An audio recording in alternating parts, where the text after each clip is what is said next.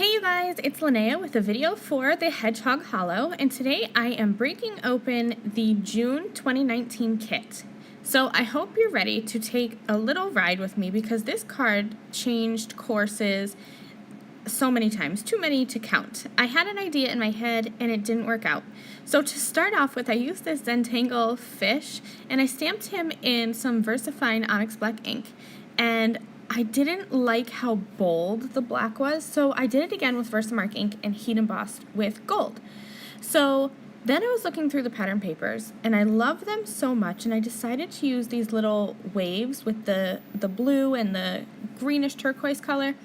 So I cut the piece of paper in half, and my idea was to just put the fish on top of them. But I didn't like how that looked either, so then I thought, well, I will just cut them out and I'll add them to a white card base. So I didn't like how that looked either, so I decided to add a quick watercolor wash to the backgrounds of my cards. And since I had two fish, the white or the black one and the gold one, I decided that I would do two backgrounds. So I am just putting that cutout wave from the pattern paper onto my watercolor cardstock as a placeholder, so I have an idea of where to do my wash. And to do this, I wanted it to be kind of light and flowy, but have areas of dark and light. And the pink didn't turn out how I wanted it to. It kind of all blended together. But if you see me here, I'm kind of tapping my brush. I added some clean water to where I wanted my color to be.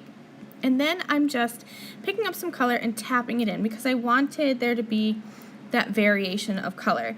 And like I said, it didn't work out. But I ended up doing two backgrounds, one with the pink here and one with the green, and I like the green a lot better.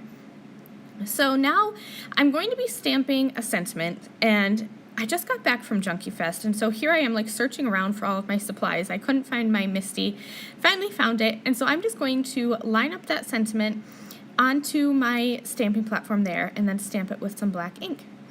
I am using the card bases that come in the box, scoring them in the middle at 4 1/4.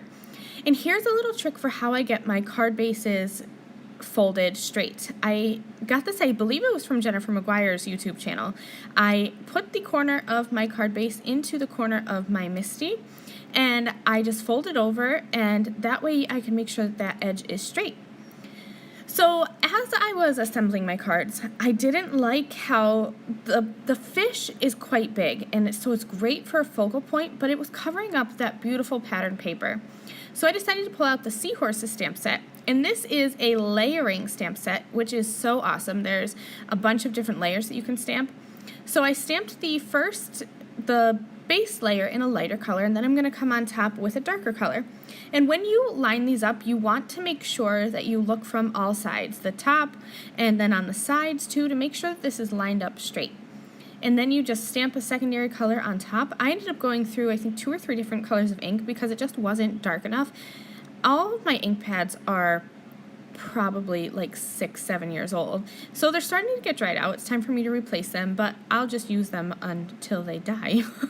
So I had to stamp it a couple times to get a good color.